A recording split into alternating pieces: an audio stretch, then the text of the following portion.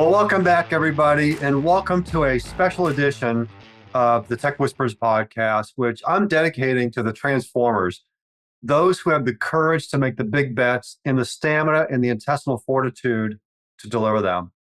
For those who follow the podcast closely, you know that we always launch a new episode on a Wednesday, what my good friend Dave Best refers to as Whispers Wednesday. But today is Tuesday, February 27th, 2024, which just happens to be the launch date of a new book titled Big Bet Leadership, Your Transformation Playbook for Winning in the Hyper Digital Era. The book is written by today's guest, the one and only John Rossman.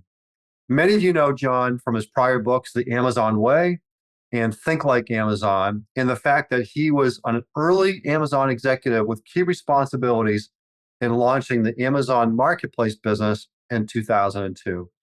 So, John, welcome. Congratulations. You know, I've published a number of books, and I know the early days of a new book launch are hectic and crazy and very important. So, many thanks for being here and joining us today. And again, congratulations on publishing what I predict right here, right now, will be the number one business book, number one leadership book of 2024. Well, I appreciate the early vote. Getting it out there is job one. So I appreciate the opportunity to be here and talk about it today. So really, really happy to be here. So thanks for all your preparation. Yeah. We always have a lot of fun. We get together, John. And so, you know, we found some pretty cool, pretty amazing people that have jumped in and are helping me through the mystery questioners. And I'm going to just get to it out of the gate with our first mystery question. So let's listen in, and he'll kind of help us set the stage here. So let's check it out. I asked Google's Bard how many business books on change management have been published in the last 30 years. It gave me a very vague, non-committal answer. So I asked again, come on, give me a wild guess. The answer? Between 5 and 10,000 books. These books are usually either operationally focused or aspirationally focused. Big Bet Leadership is of the operational category, but has a fresh, prescriptive style. What inspired you to write with this motive?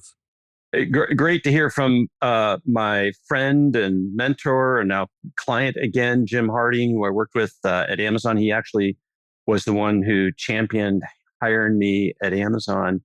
And my co-author, Kevin McAffrey, super smart guy, he pointed out early a market need. And that market need was, if you think about audiences, senior leadership, mid-level management, and style of book, aspirational versus tactical. There's very little that's written for senior leadership at the more tactical level, right? And so we saw a customer need, and that customer need was largely framed from the topics that we're going to be talking about, which is like transformations fail. They fail all the time. And so it's obvious what we're doing today isn't quite solving for what big companies and mid-sized companies need in order to be able to change and compete and become more durable and more relevant for their customers and for their markets. And so that was the market need that we were writing to. We wanted to write something that, everything builds on the shoulders of others, but we wanted to actually, create and explain many of the fresh techniques that we've seen as successful over Kevin's and my career. Yeah, fantastic. Jim Harding, thank you for that question and the context. And, I like to answer those questions up front, like, why John? Why is John the right person to be writing this book? And I think that really helps with that. And you better have experience and a track record if you're going to write something about Big Bet. And you've had a few of those, I think. Yeah, absolutely. So I was an early leader at Amazon. I left Amazon. I was a partner at a firm called Alvarez & Marsal for 12 years. My key client was the Gates Foundation. And it was several years after I left Amazon. And one of my key clients there, a senior leader at Gates, he was the one who recommended that I write the Amazon Way book. But that's also where I first heard the framing, the concept of big bets. And so I got to be involved with a few of the Gates Foundation big bets. I wrote about kind of one of them that failed in the book. That's a story called In Bloom. And and so yeah, I've had the opportunity across my career to be involved, to lead, and to help clean up a number of big bets. Yeah. I want to jump into the deep end here in a minute, but I want to just have you kind of give us the framework. I've had the ability to spend some time with the book. I've gone through it once in detail. I've gone through it a couple more times because I just find it fascinating. But what are the three sections? What's the overall structure? Yeah. So the key framework is about how do you create a big bet vector. And so if you think about what a vector is, as a very specific starting point, a very specific ending point, and a known force. It's different than just having speed, right? Speed can be diffuse, speed can be random, but a vector like that's very targeted, very lasered. Well, the three sections of the book help a leader create and lead with that big bet vector. And so the three sections are big bet thinking. And that's really about like, how do we actually create the clarity that's needed before we really start committing major resources to a concept, to a big bet, to a transformation, to an innovation. The second section is called big bet environment. And that's really like, how do we create um, the places, the team, the culture, the environment that is especially conducive and needed for big bets to succeed. And if you think you can take a big bet and put it into the same policies, into the same tech environment, into the same approaches that we do our normal projects and programs, that these three chapters are going to be very eye-opening for you. And then the third section is big bet management. And this is specifically written for senior leaders on three really important things that need to be done for big bets. And that's really about, how do we flush out and create true executive buy-in and concerns about a big bet early? How do we create an environment where we do the right type of governance and approaches for it? And how do we take on those big decision moments, right? Like, so the high stakes moments for big bets that are unique to a big bet and can't be pre-wired, but they can be predicted. And there's a lot you can do to help those high stakes meetings go better. Yeah, that's a great summary. And yeah, I want to go to, I think, one of the great business cases for the book. And our audience is all about the business case, right? And there's a headline on page 144, and it's kind of tongue in cheek. It's kind of like one of those icy buckets of water in the face. It's like, big bets fail, but I'm sure yours will be different. And you go on to say, you talk about how the majority of transformations fail. You quote research from McKinsey, BCG, KPMG, Bain, all those folks. The risk of failure is falling somewhere between 70 to 95%. But of course, yours is going to be okay. So help folks understand, why is this? Well, yeah. And so those statistics are real and are relevant. I've read some studies of mega projects, and it gets even worse than that. Only half of 1% actually deliver on time, on scope, and most importantly, on impact. And everything, right? Like that's the real key. And so these are very hard to predict and are very hard to deliver. And we wrote this book, not just for the business, not just for the enterprise, but for the individuals who are leading and guiding these things, because big bets both are important for the organization, but they're important for the individual.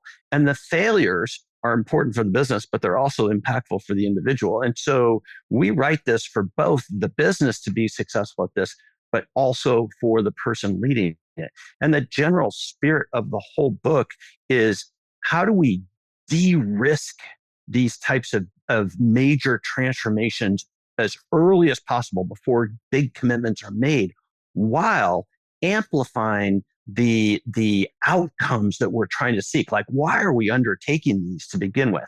And so it's really that dual tension of, hey, de-risk them early, but amplify the ambition that these big bets should take on. And we think we bring some fresh perspectives to doing that.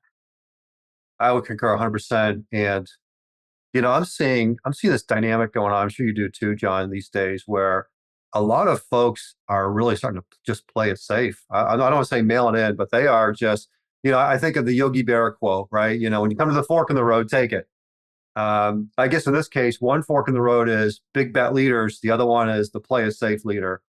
What's what's the cost of playing it safe in 2024? Well, I think the cost is significant and is going to get bigger and bigger. And so the whole book is framed, the subtitle of the book is Your Transformation Playbook for the Hyper Digital Era. And the framing of the book is that essentially, if you think the past, 25, 30 years of digital disruption, digital transformation, digital change has been significant, the next 25 are going to be where the real game is at. And so you have to get better at transformations. But as we were just pointing out, we're not. And so there's a lot of research out there about why bold moves, why transformations are required. McKinsey Global Institute has some great research that bold moves are the only way to actually change your performance profile relative to your peer competitors, and that the riskiest position of all is having an incremental mindset or a status quo kind of mindset to that and everything. But I would also say that, all of those failure statistics, those are just the errors of commission. That's where somebody undertook an initiative and it didn't work according to plan. What about all the errors of omission? Those are not counted in those failure statistics, right? And an error of omission is where a company needed a transformation. A company needed a major growth strategy, but they didn't take one. So every time you see a great company go to average, or an average company go to subpar, or a subpar company go to irrelevant. Remember, I worked for a restructuring firm for 12 years, right? Like I've worked with those companies. Those are signs that a big bet was needed, but was not undertaken. So I would say like that's the fundamental, crux of the challenge that we have, which is we know the vast majority of theirs is going to fail, but more are needed. Well, that's not much of a value proposition, right? Like, oh, okay, so they're likely going to fail, but I need to do more of them. And that's the fundamental problem that we're trying to address with the book, which is how to have more ambition, but de-risk them early so that you can actually take we wrap up the book with the recommendation of being an active skeptic. And an active skeptic, both of those words are important. Active means you're not passive. You don't sit by, you don't just observe. But skeptic means you don't believe everything you're told either. You go out and you prove things before you commit to them. And that's the entire spirit of the book, is to be an active skeptic. Yeah. Yeah. And, I want to get into the playbook aspects of it because it's very much like that, which is very timely. But, your career journey, I think, is a good example of courageous leadership, big, bold leadership. And you've got a history of this. You're not a play it safe type leader. So, it's not an academic diatribe about why it's a good idea. It's like, I've been there. I got the scars. I've got a great mystery questioner who appreciates this about you as well. So let's listen in and see if you recognize who this is. Yeah. Hey, John.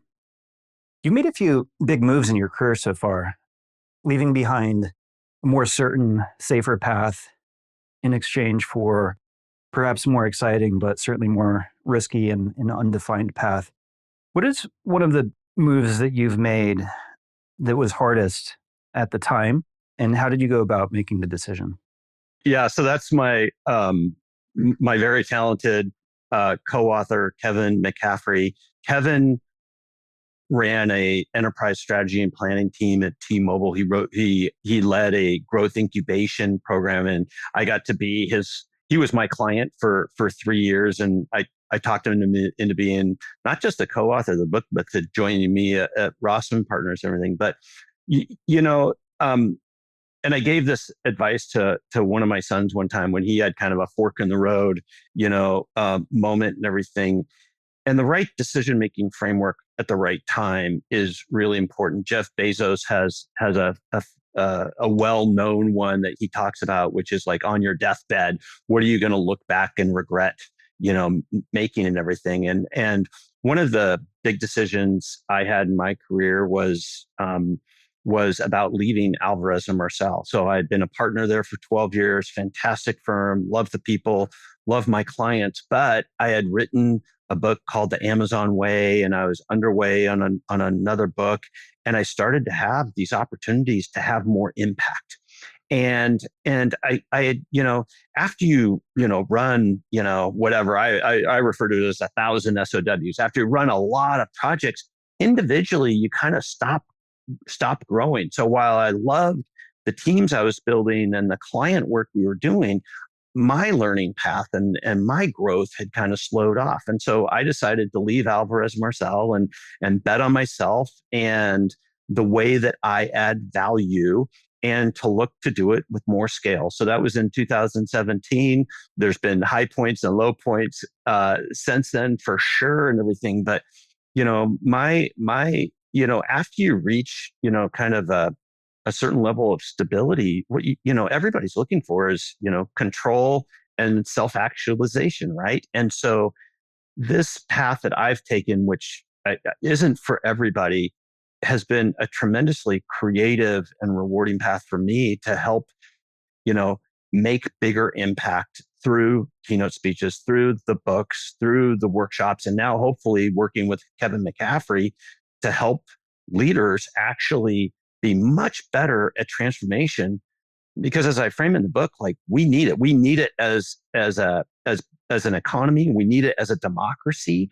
To actually be much better at making change happen. Yeah, thank you, Kevin, for the question, but also being in the trenches with John. And when you and I talked about the book early on, John, like what's your goal? I mean, you've got 2 great books out there, and you said the goal of Big Bet Leadership is I want to have 10x impact. That was, Yeah. I remember your answer. Yeah. Right. And that, I had actually my former boss at Alvarez Marsal, Tom Elsenbrook, he asked me that question when I was kind of walking him through books, like, well, John, what are you trying to do? And I'm trying to 10x my impact. And that really is, the stretch goal for us. And, there's several, really important books and frameworks out there that are referred to, like the lean enterprise, or the OKR, book and everything. And this is a grand slam. This is a big goal for me. But what a grand slam for me would be is that when an organization is like stepping into these moments, I hope they go like, oh, we need to apply the Big Bet playbook. Like, that would, to me, would be like establishing a brand and a movement around how we lead major transformations. That to me is kind of the 10x, maybe that's even 100x kind of impact. And, the business will figure out itself if we're having that type of, even remotely close to that type of impact. Well, we're going to help you with that, brand, because I believe in it. And, I am energized every day by the Tech Whispers audience. These are really smart people. These are the bold people. These are the transformers. These are courageous leaders. And I just can't do enough for them because they do so much for their companies, our profession, and they don't shy away from the hard decisions. So Big Bet Leadership, like all of your writings, it's powerful, it's pragmatic, it's actionable. Maybe dig into your own big bet successes. You've had some. You've had some that are pretty high profile, right? And maybe just help folks see it from that vantage point. Before you do that, I've got another mystery question. Maybe poke the bear a little bit. And so listen in on this third question. Hi, John. Hi, Dan.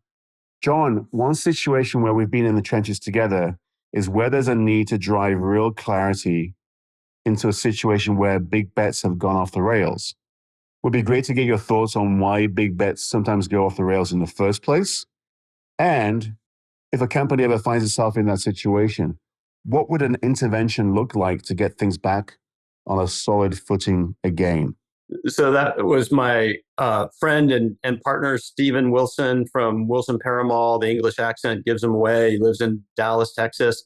And we have been in the trenches a few times because so many of these big bets, are troubled in some fashion. A lot of the work I've gotten to do has been in kind of correcting, reframing, reshaping major initiatives, big bets.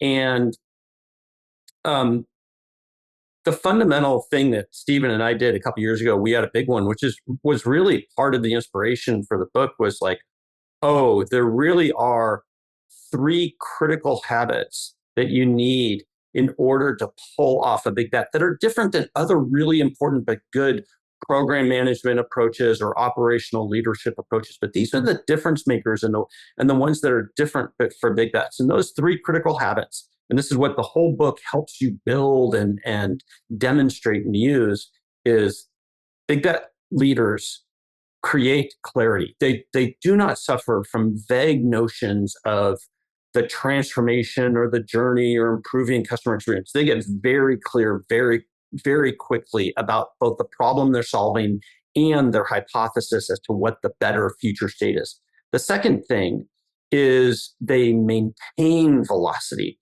And it's easy for everybody to come out of the chutes with like great enthusiasm, great commitments. They create velocity, but they don't maintain it. We all know how quickly these erode into business as usual programs and projects or operations. Big bet winners find ways to actually accelerate velocity and maintain velocity throughout the initiative. And the third thing they do, and this is the one that's the most counterintuitive, sometimes feels like you're wasting time or resources, but it's really how you de-risk these things up front. And so the third critical habit is accelerating risk and value validation while deferring everything else as much as possible until you've actually much better understand the initiative. You de-risk the initiative.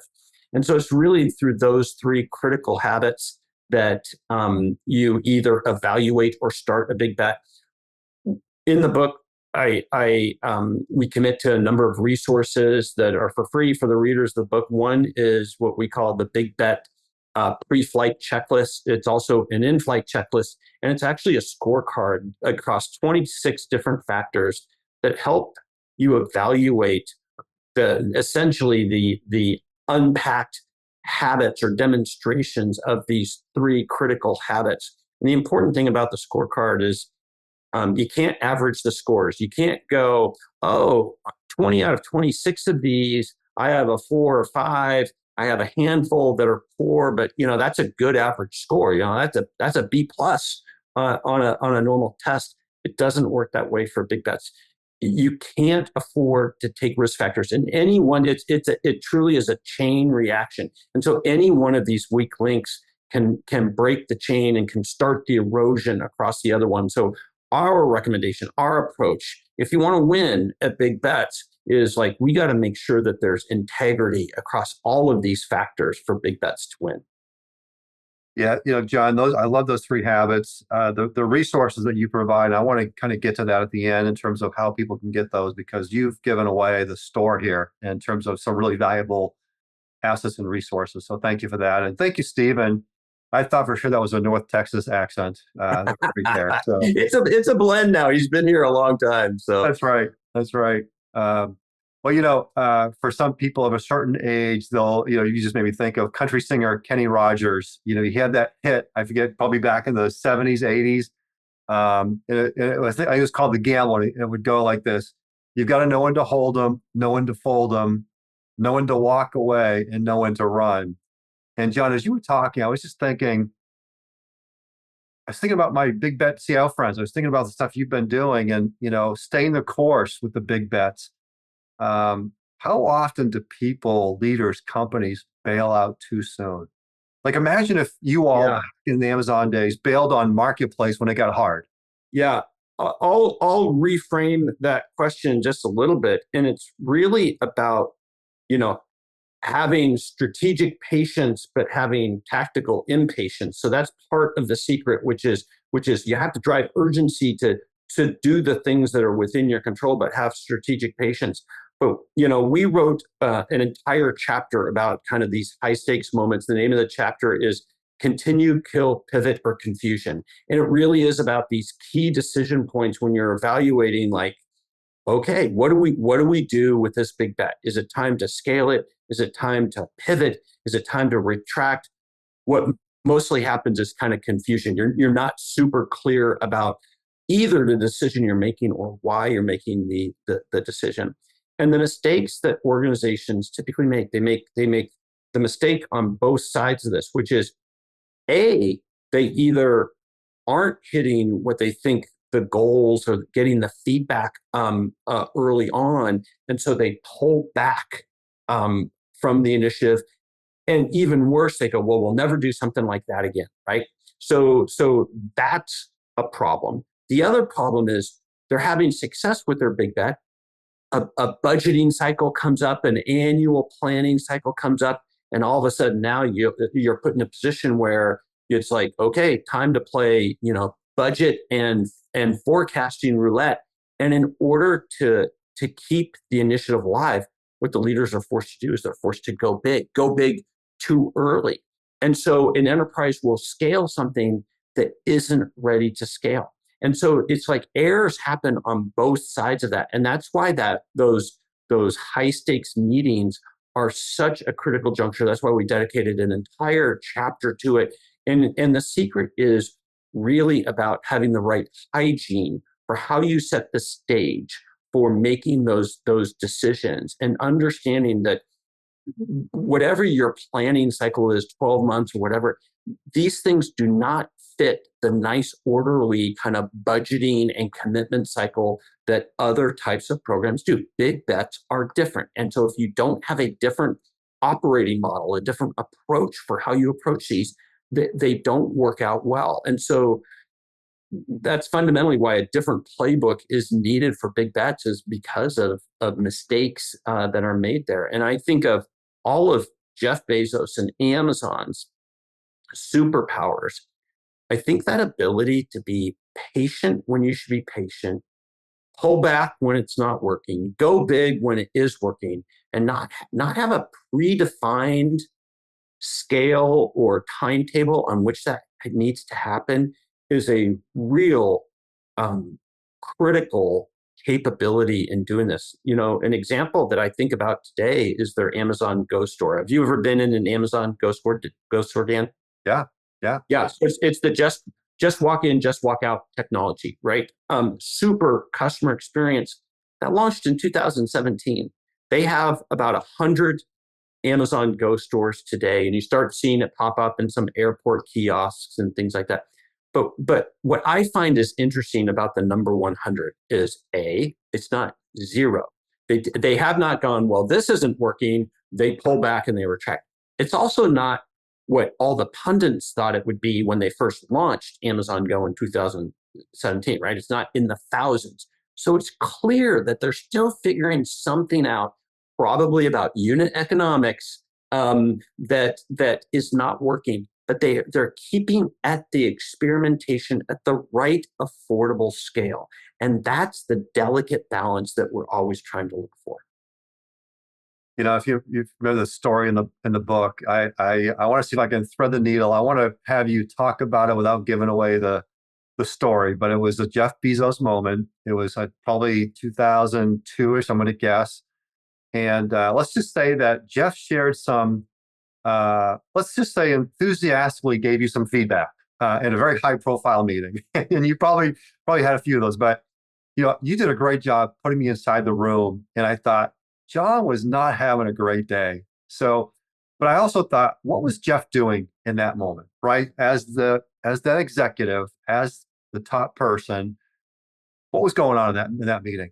Yeah. So that I remember that meeting distinctly, and what Jeff wanted was he didn't want our org structure and job titles getting in the way of acting like an owner. So that's the second of Amazon's leadership principles is act like an owner. And his message to me was, John, although your title is Director of Merchant Integration, you should be acting like you run the business. And so I want you to have a empowered, high sense of urgency. If something is blocking us from scaling that business, don't just play according to the org chart, play bigger than what your title is. And I didn't need to be told twice. It's like, oh, okay, I understand now, and everything. Like, don't be as deferential or respectful to job titles. And so that was the message. And it wasn't just to me, it was to everyone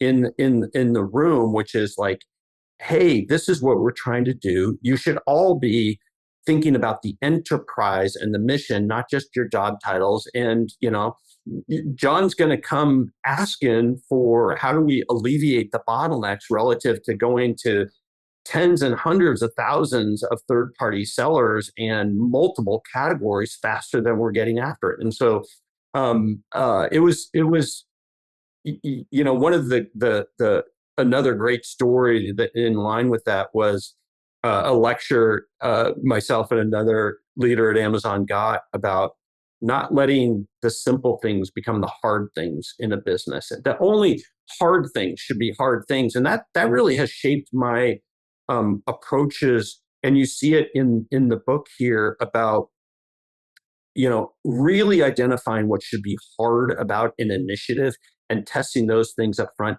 identifying those things that are predictable, but they're simple things, truly address those things early on in the initiative to kind of predict them, and don't let the simple things become the reasons why you don't succeed at these big bets. Only let the truly hard things, the things that are oftentimes outside of your control, let those be the determining factors of why a big bet works or not.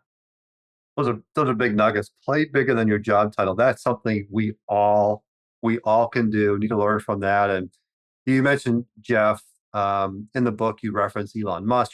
Satya Nadella, John Legere from T-Mobile, which I assume Kevin worked with him. What do we learn from those folks? Why do they succeed where others don't? Well, each for their own individual reason, but that's really where the three critical habits of, create clarity, maintain velocity, and accelerate risk and value, like it's from working for two of those, studying the other two, and asking ourselves, how are they able to do it systematically where so many others fail? And that's where we learned a lot of these lessons. The one that I think is a super important one that gets left behind way too often is cost model innovation through zero-based design, through making things much simpler by having a target unit cost. That is Elon Musk's complete playbook across all of his companies, is understanding that to reach a new level of scale, he needed a dramatically lower unit cost basis to do that. And there's recently a great biography about Musk, and he talks. I think I measured. He references the word delete 26 times in the book, and that is that decalcification of making processes, designs, rules, requirements, all of your sourcing approaches, everything so much simpler. And rethinking everything is such an opportunity in most companies that and if you can actually create a cost model advantage, it gives you the opportunities to compete completely differently, and it allows a big bet to actually have the fuel and the funding and the advantages to keep it going while you're figuring out everything about it, if it actually gives you a cost model advantage. And so that's where I think some of what we did in the book is a very fresh framing on how to look at strategic cost models. Yeah. Have you continued the practice? It's one of the secret sauce aspects of Amazon. It's the memo, the Amazon memo. And you spent some time with it in the book. And I just find that CIOs, technology leaders who create that habit, that discipline, they create that demand to write white papers and come up with a point of view, right? Talk about the memos and why those are so important to success. Well, the one appendix in the book is all the research that shows why putting yourself in a stoic moment, why writing things out why debating those as a team is a far superior way to tackle complex problems. And that's what a big bet is there to do, is to tackle a complex problem, a big opportunity for your business. And that is the basis for all of, for Amazon's famous working backwards approach. And so Kevin and I, we implemented the essence of Amazon's working backwards in an environment that wasn't Amazon, and so that's where we innovated on top of working backwards, and we have kind of 4 or 5 kind of specific memo recommendations, and give very specific templates to do that in the resources and everything to do.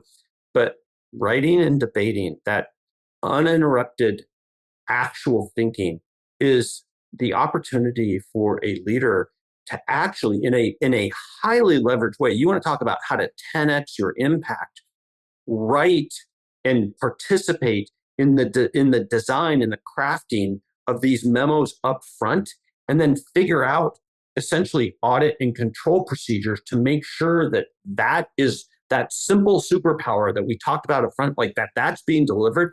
You can truly create scale across your organization and bend the curve on whatever initiative or change that you're trying to drive. And I think it is one of the people who figure out the power of it.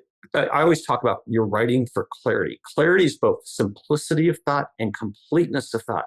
And it's a hard thing to do, but it is very learnable. We have a ton of tools, including a ChatGPT that's there to help you do that. But you have to own the thinking relative to that. But again, that gives you the amplification to truly you play the role of bending the curve. And I've seen that habit across a number of leaders who understand, when do I lean in and when do I specify this is the problem we are solving. This is the hypothesis of where we have to go. And like, I'm going to empower you to figure out how to test that, how to deliver that. But that is what we are talking about going forward. That is the whole create clarity habit that we talk about. Just evidence of that. A few weeks ago, we launched a podcast with Frank LaQuinta, who's the CIO plus at Edward Jones. And I titled the podcast "Promises Made, Promises Kept."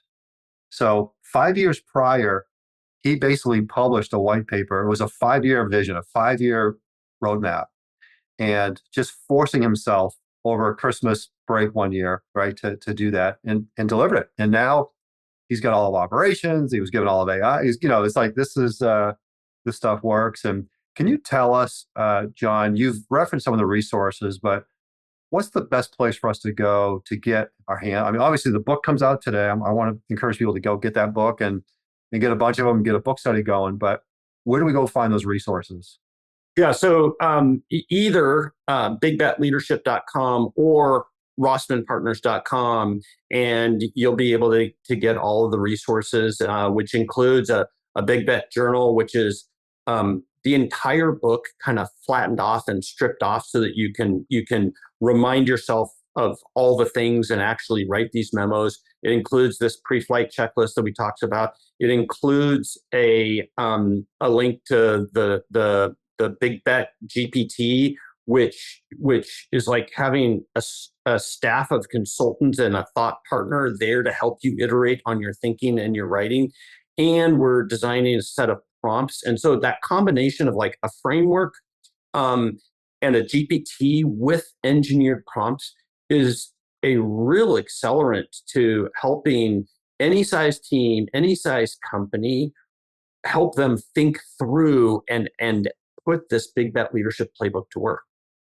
Incredible. And you've got a newsletter too. Can we subscribe to your newsletter on your site? Because there is a place to subscribe to the newsletter. It's a Substack newsletter. It's called the Digital Leader Newsletter. I kind of open the lens a little bit on what I write about there and everything. And it's for free, or you can tip me, whatever you want to do. But yeah, it's kind of my place where I kind of put this writing habit to work, and I write about things that I think are important for leaders that are trying to drive change. Yeah. John, I want to make a little more news here today because you are joining our distinguished faculty of our Executive Leadership Experience program. And it's a cohort-based program that CIOs are using to develop their next-gen executives, right? Their direct reports. And every time I tell a CIO that John Rossman, Big Bet Leadership is part of the program, they come right back with, can I sit in on that session? So, John, thank you for being, a lot of passion for teaching, a lot of passion, as people can see, in terms of helping folks apply these habits and this way of thinking. So thank you again for joining us on this journey on the ExecElect program. Yeah, absolutely. And I want to say thank you for everything that you've contributed to the community and inviting me along for the ride. And I'm already learning from you and the community. And I'm really excited to help, put this to work. I always talk about it's a book that's meant to be put to work. And I wrap up with pointing out again that it's your job to be able to make significant change happen. And as we talked about earlier, it's going to become an even more important basis for the job. Companies who can get really good at systematically pulling off big bets, you're going to own your market, and those that struggle are going to suffer the consequences of it. And so it's a really simple choice. And this isn't a playbook for everything in your business, but for those things that have big potential, but we know there's material risk, you now have a actionable playbook to do your job as a senior leader. We've covered so much territory, so much material. We pretty much haven't got to the first chapter. I mean, I just want to let people know that. So that's what's pretty cool about this. And, a very, very serious question, though. We've got to give credit where credit is due. And so I'm going to flash the picture here for all those who are on YouTube and watching. But who is this member of your team called Bossman? Yeah, so Bossman is our family dog. So it is Bossman Rossman, and he's been a great addition to the family. And he's, if we're meeting remotely, he's typically either at my feet and everything. But yeah, he's a fun guy. It's good stuff. Good looking dude right there. Well, again, I am going to predict again, #1 leadership book of 2024. Go get copies. Share it with your team and dig in, because there's so much to this book. And, John's agreed to spend some more time with me. We're going to put out more content on CIO.com in a week. So look at the CIO Whispers page there.